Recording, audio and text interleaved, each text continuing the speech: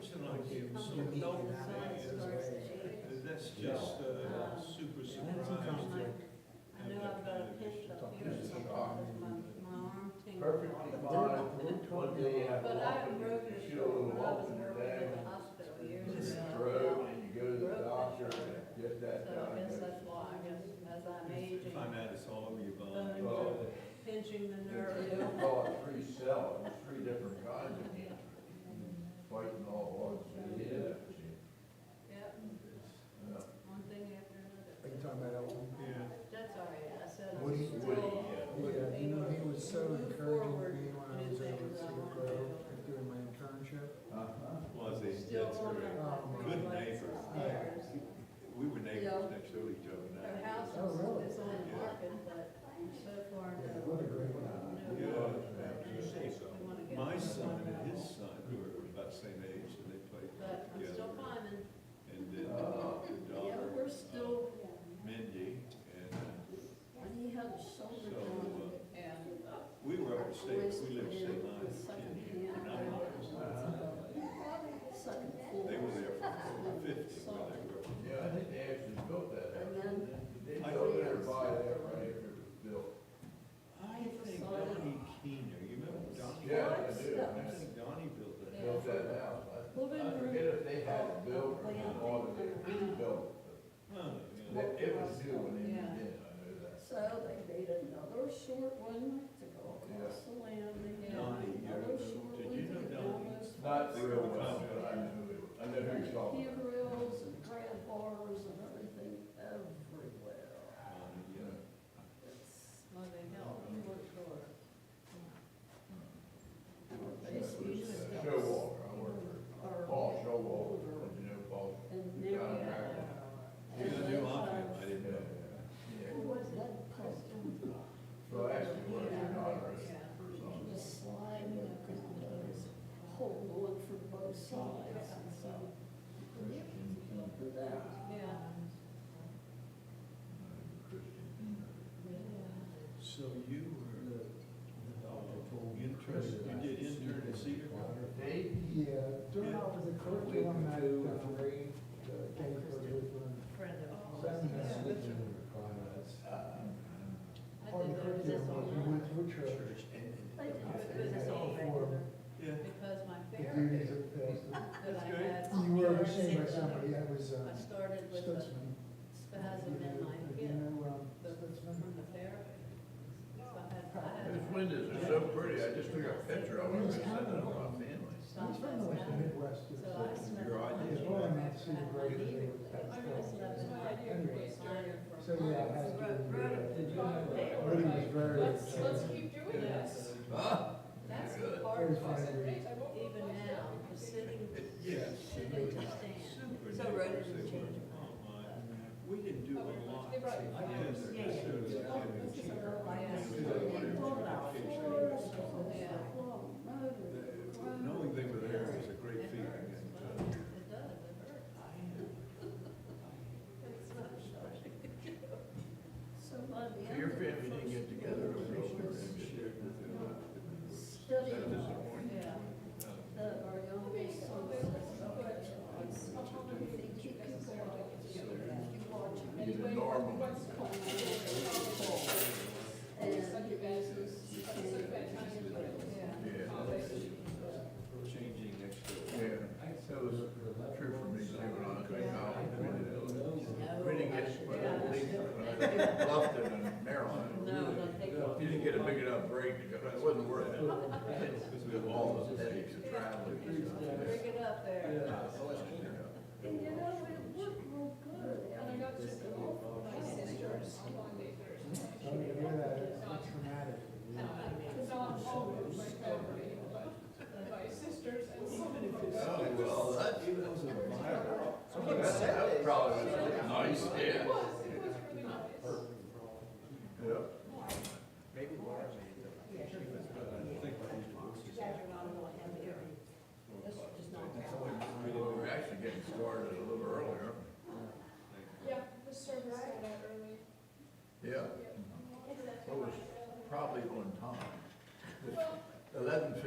just extension.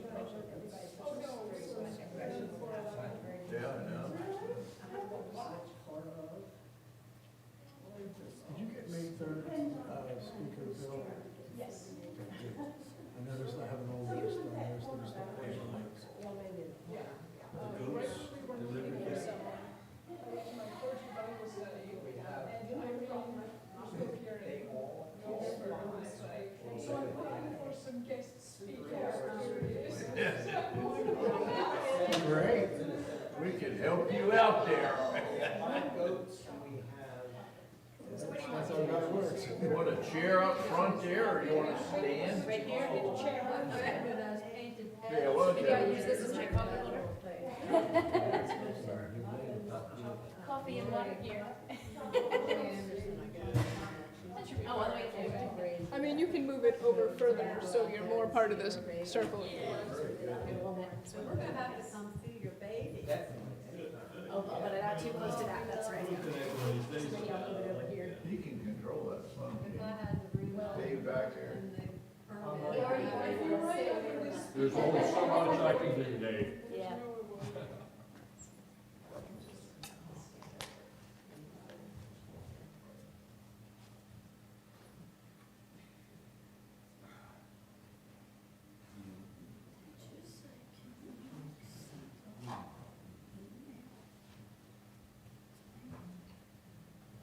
Anybody want a flyer for next week's service walk down in my hands? Here, yeah, just. Something pass around. Do you have to register for that? No, Okay. just show up. Yeah, good. And you know where it is, don't you? I think I do. You think you can know get that through the- place? Get through the chain fence. Yeah. Nothing to laugh about it.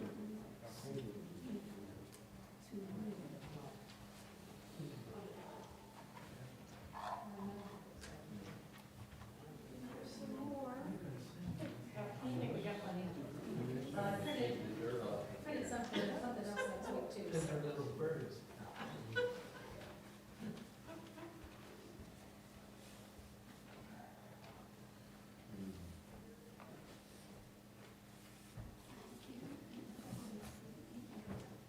Kind of funny, it's very much an interfaith service, but it's all about the music and it feels ridiculous.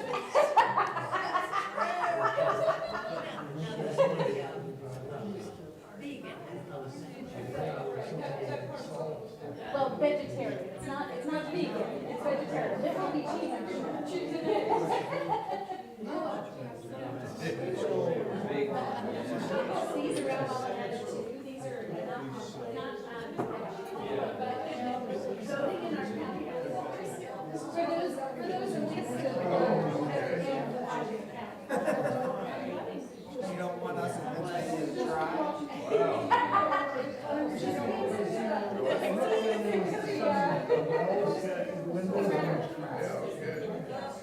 So I understand their concerns, but,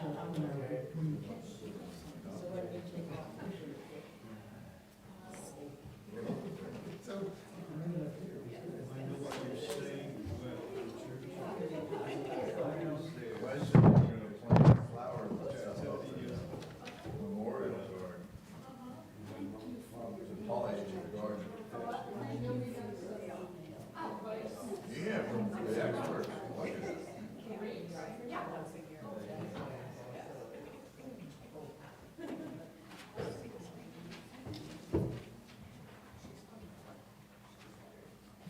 Hey, Mike, I learned something about gardening this spring. I had asparagus up, and I went down to pick it, and it was all gone. And I was said, someone picked my asparagus. I got closer, it's all rotted down, the frost got it all. I didn't realize asparagus was hit by frost. So, was it, did it recover? No, it was length and stuff big. Interesting. Ah, But it shouldn't affect like the the continual more will growth. come, yeah. Yeah. It's a rooted plant, but Boy, it was a hard frost. We had like 26. Yeah, it was pretty.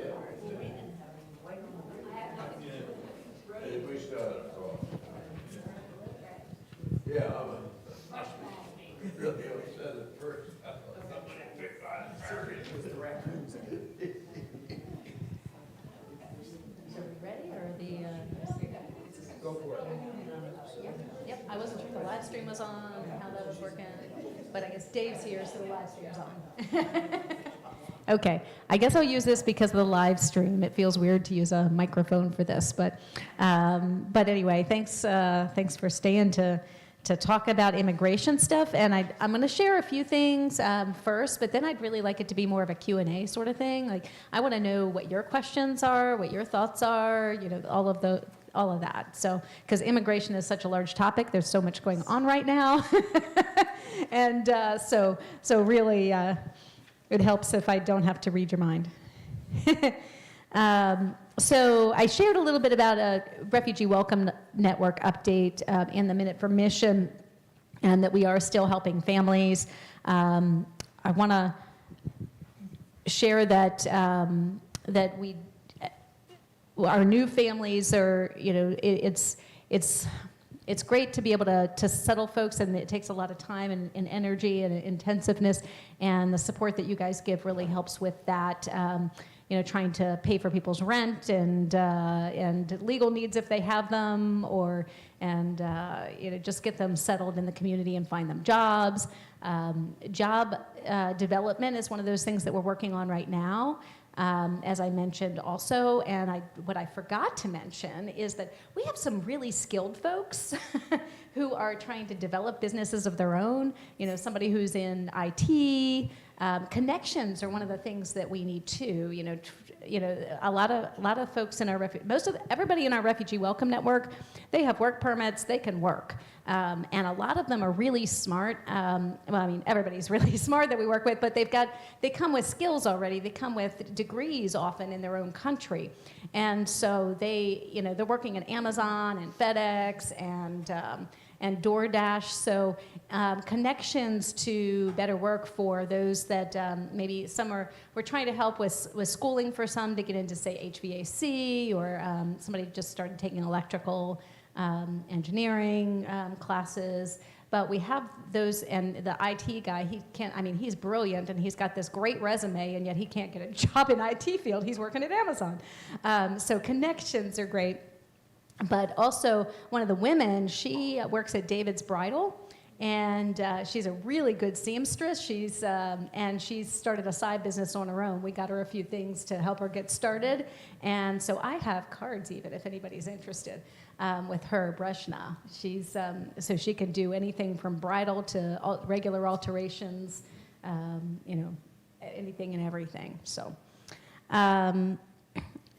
Another program that we have, we're working with immigrants of all different statuses, of all different backgrounds, a lot of Hispanic folks in the community, and we're seeing a lot more challenges there. We're seeing challenges also in the Refugee Welcome Network. I would say we've got a certain segment who came with green cards. Not that that's a guarantee these days. You do any little thing. And one of the things that we're noticing is that not any of the families that we directly work with, but some other families in the community have, because of something passed on their record, have had their green cards revoked, and they've been detained. So, for instance, a Jamaican man who's been here since he was 10 years old, and he's now like 46, I think. He had a marijuana possession charge in 2019, and they revoked his green card because of that and detained him for several months. He was the sole breadwinner in his family, lead trainer at our Lennox factory here. And so this is the reality of the landscape that we're in, that even if you've gone through the proper legal pathways, you're not guaranteed anything, really. So he's still in the process. His work actually valued him so much that they paid the $2,500 bond to get him out, and brought him home, and now he's going through some other legal processes to try to, because he still could be deported. He's just out on bond. So they're going through legal processes. His wife is an American citizen. He's got children who are American citizens, and they're working toward that process to try to make him, get him his green card back or towards citizenship. But to let you know, there's a lot of people living in the United States who have their green cards, who've been on their green cards for years, but haven't gone that step for citizenship because of multiple reasons. One, it's not only is it a difficult process, you have to know a lot more than we do as American citizens, but also it's really expensive. It's thousands of dollars to do that. So if you're not well off, it's a little challenging to take that step. And I'm sure everybody's heard about Melissa Tran. Yeah, from Vietnam. You know, she's been here like 22 years ago. She committed a crime that she paid for. She's got her own business here, has a family, and she's actually been deported to Vietnam, where she hasn't lived since she was a child. So these are the depressing things, and I'm going to share a few more depressing things before I open it up to conversation. But some of the folks that we're working with who are asylum seekers have definitely, well, first of all, the legal landscape has changed. And this is something a lot of people don't know anything about, because we only know it because our immigration attorney has shared a lot of these things with us. So in Maryland, we had 8 asylum judges, or 8 immigration judges, and they're based in Baltimore. 4 of them have been fired. So I think there's 2 that are about to be rehired, but this happened this last year. So at the same time that I was on an immigration call last week, actually, that showed a chart, and that immigration detainments in Maryland have tripled over the last year from what they were in the previous year. And at the same time, the immigration judges, half of them are gone. So when you're talking these detention centers and processing centers, this is supposed to be a processing center where people stay for 7 to 10 days. Well, if you don't have a judge that can hear your case, a lot of our asylum seekers who have had hearings, their final hearings scheduled, they have great cases, they don't even get before the asylum judge because all of these detainments take precedence, so their asylum cases get pushed back. And 2 of the families who have been here for like 3 years now, their cases have been pushed back basically to 2027. And in the meantime, because they're working, they're doing, having their lives the best they can, and making contributions in our community, but they also are starting to get letters to check in Baltimore and get GPS trackers. So some have it on their ankles. There's big, horrible things. One of them was able to get it on her phone instead of her ankle, I think because she's pregnant. But these are the things that are happening behind the scenes that a lot of people are not aware of. Statuses such as humanitarian parole and temporary protected status, those are for like Haitians and Afghan nationals who have come here seeking refuge. Those particular statuses were eliminated. So if you weren't already in the asylum system, you lost, like we know 2 people from Haiti who had come to us for support, and they were working at Amazon, but they lost their jobs at Amazon because they lost their humanitarian parole status. And so that means they lost their work papers. We encouraged them to apply for asylum, but they heard about all this happening in the asylum system, and they said, no, we don't want to do that because we think we're going to be detained if that happens. So, all the legal pathways. Now, asylum has typically been a very protected status. When people seek refuge in the United States, they have a lot of rights. Okay, so even if they enter, there's 2 types of asylum: affirmative and defensive. Affirmative is you were approved for asylum when you were overseas. This generally takes years. This takes about 3 to 5 years to happen, okay? And you've got to go through a really strict vetting process and before you can come here that way. A lot of people can't afford to do that. They need to leave their country a lot faster, or they can't, they can't stay in another country to go through that process, so they've come through the border. When people enter through the border, just to let you know, that is not a criminal thing. It is actually a civil violation. It's basically like getting a traffic ticket.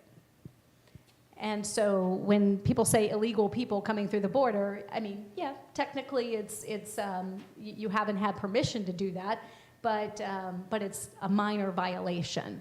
And we have laws and processes for that.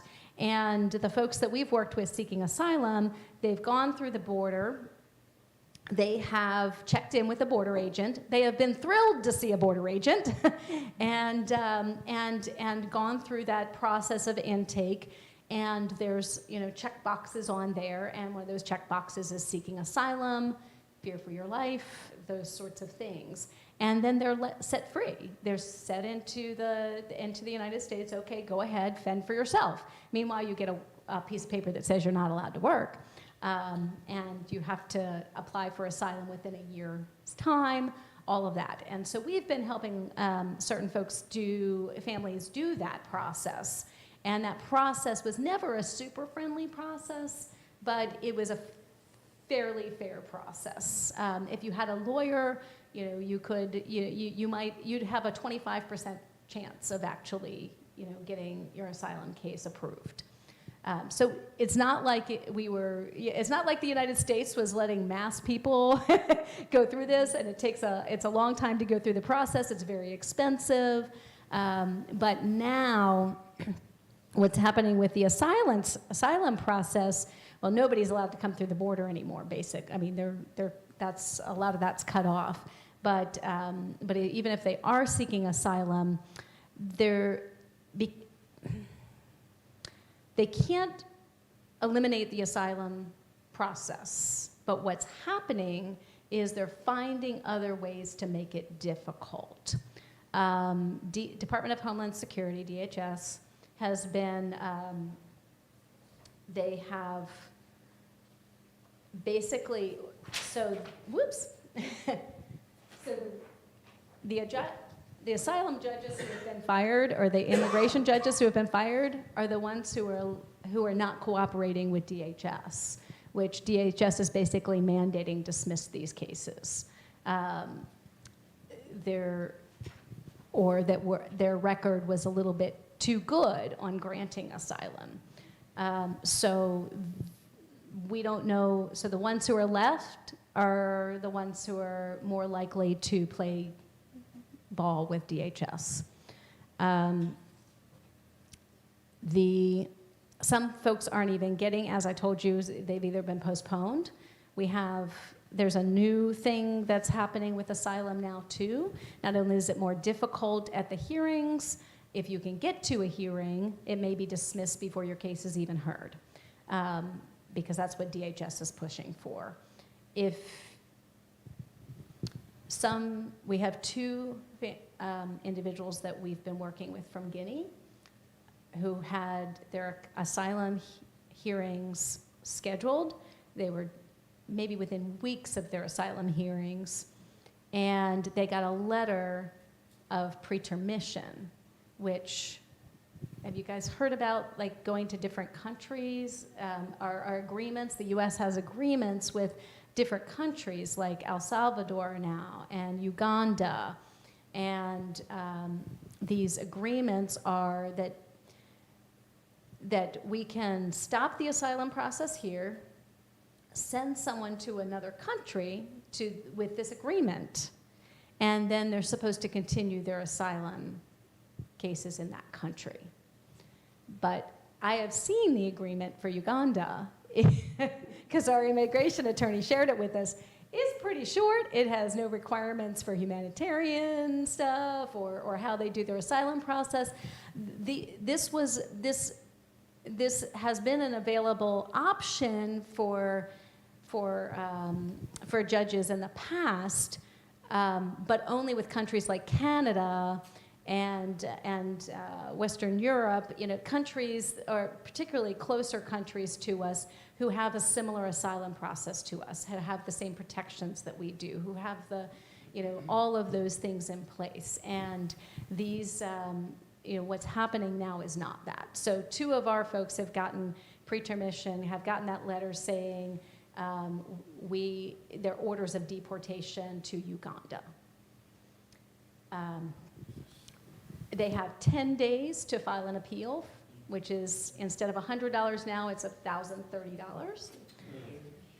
So we have paid those for them. But those who don't have a support system, who knows? And then 30 days to set the appeal and all of that. Mind you, now they've got 30 days to rebuild a new case, because they can't because they're no longer trying to prove that their country was unsafe for them, and that's why they had to leave and seek refuge. They're now trying to prove that they shouldn't be sent to Uganda, and the reasons why not to be sent to Uganda. So keep those in your prayers, because we've got 2 of them who have to do that now. One of whom, we think he's got a good case for that, because he's diabetic, and he's on insulin, and he's on a very strict diet that he's not going to get either of those if he goes to Uganda. He could die very quickly without those things. Yeah, so it's a... So that's, let's see, what else? Okay, so these are, other things are, so I told you about the Jamaican man who was able to get out on bond while he awaits his hearing. Well, just recently,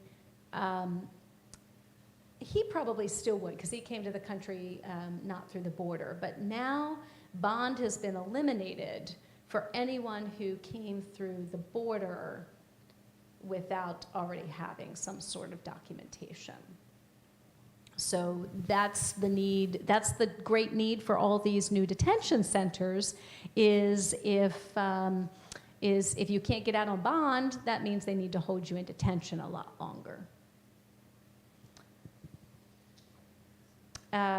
Benefits for those who are refugees, those have been cut. We haven't seen the SNAP, so SNAP was supposed to be eliminated as of July, as of the big beautiful bill. But folks are still getting it, so I think they're still trying to figure, it hasn't ended yet. I think it might be October that goes into effect, 'cause that's when Medicaid goes into effect too. Right now, refugees have been able to apply for Medicaid, but as of October, they will not be eligible for that anymore. Is that just refugees who can't get SNAP, or is it everybody? Just refugees, yeah. Or basically any immigrant, unless you have a green card. I think if you have a green card, now those who come here with green cards, so our diversity lottery winners who come here, they get green cards, they're not allowed to get any benefits for the first 5 years. So they won't be eligible for that for a while anyway. But if I remember that correctly. Really need Pam. She's our benefits person. But basically, just to give you this landscape, all of these actions just have made it more difficult and more expensive to go through the legal processes of immigration. And so instead of fixing the system, it's basically let's get as many people out of the country as we can and keep people from coming here is really where that comes. And so what can we do? I'm sure some of you want to know what you can do. And I mean, a lot of these things, these legal things, I will say that there are a lot of challenges in court. One joy that we had last week, I guess it was the week before, was our immigration attorney told us DHS has officially stopped the pretermission. So they're not they're not giving anybody else letters right now of deportation to third countries. However, those who already have them, they're not stopping those. But a lot of things are being challenged in court. And the local detention center has a challenge in court coming this Tuesday by the Attorney General of Maryland. Did a lawsuit against the detention center in Washington County. So keep pray for that to be successful. It may or may not be. What we have seen, though, is that because so many people have come forth, because there are so many concerns about environmental impact, about the water impact, about the impact on human lives, and just all of these issues, even if they are allowed to do it, they've already put forth they've scaled it back some from what they had intended it to be initially. Okay, I think I'd like to, I threw a whole bunch of stuff at you, and it's a little depressing, but I'd like to hear from you all as far as what questions you have, and I can also share some ways that folks can help. I think because of the lives. Okay. Just a question about the increased legal costs. Are those primarily because the costs have increased from above, or is it something like because there's so much demand that naturally causes prices to rise? So there had already been, little increases in fees here and there, but it was the big beautiful bill. It was that was passed that really jumped up those fees. So to my knowledge, there's no specific additional cost on the government's end that has required this additional cost in the fees. They're just another barrier that's being thrown at folks. $100 to $1,000, that's a pretty big increase. You can just hold on to it. Where does that money go? Repeat the question. Where does the money go? To, Big fee. okay, so most of the fees are U.S. Customs and Immigration, I forget what the last, USCIS. I forget what the last one stands for. I thought it was enforcement, but anyway. So to the government, yes.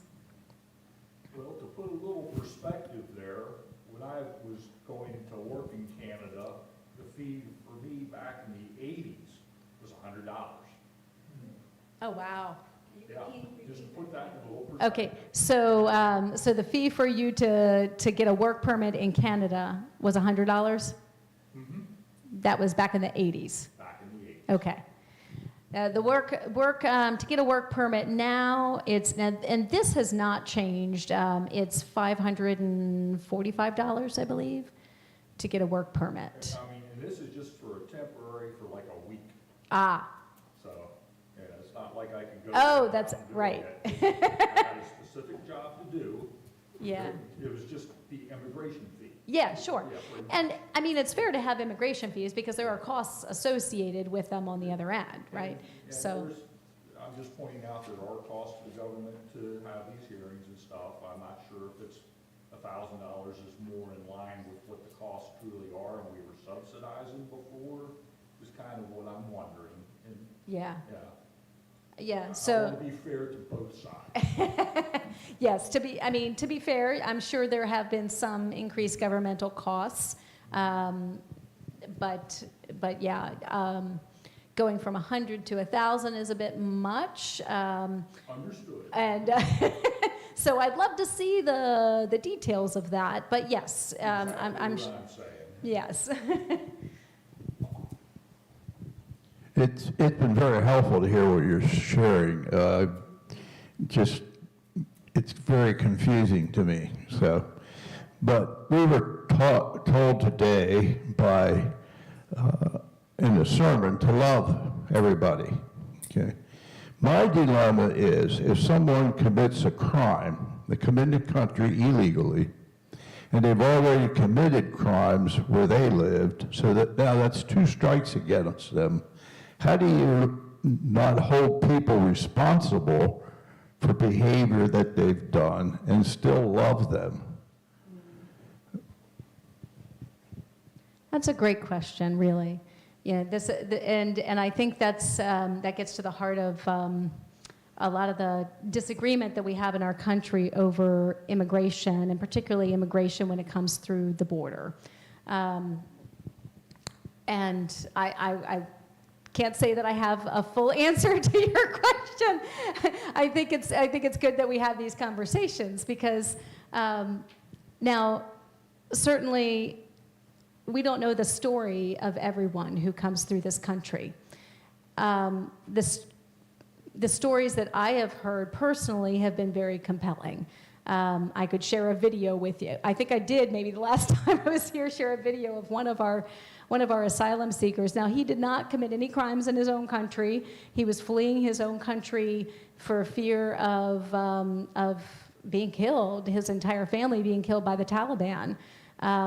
Originally sought refuge in Brazil, and he was actually told, don't go to the U.S. because it's going to be too hard, and they're not going to be welcoming to you, and it's not going to, and you'll be lucky if you get there. He really said that he did not believe that they would even make it to this country alive. So how desperate do you have to be to travel on foot for 2 months to get to a country that you don't believe you're even going to reach, and that you may lose family members along the way? So I think we've got to have rules for a reason, right? Immigration laws, and we do have immigration laws, and those laws, of course, should be enforced in some way. What does that mean? What does it mean to do it compassionately? And I think that's where we could maybe all agree is how do we do that compassionately? And we don't necessarily know the history of somebody's criminal activity in another country or even the reasons why those might be there. Have they committed a crime in our country when they come? The statistics show that immigrants are actually less likely to commit crimes than most other groups, just because they're trying to be good and not get in trouble with the law. Yeah, I just think my personal belief is that there should be, that our legal pathways should be respected, and that people need to be treated with human dignity, regardless of how they came into the country or what their situation is. Is it really possible to stop ICE from getting that detention facility in Washington County? Possible? Sure. Whether it'll happen? Don't know. I mean,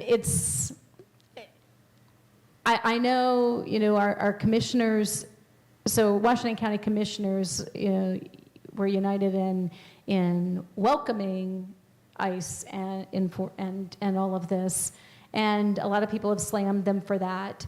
I don't necessarily, because I think that it was done because they believe that they're coming no matter what, that it's going to be here, so we might as well, as one commissioner said, make lemonade out of lemons.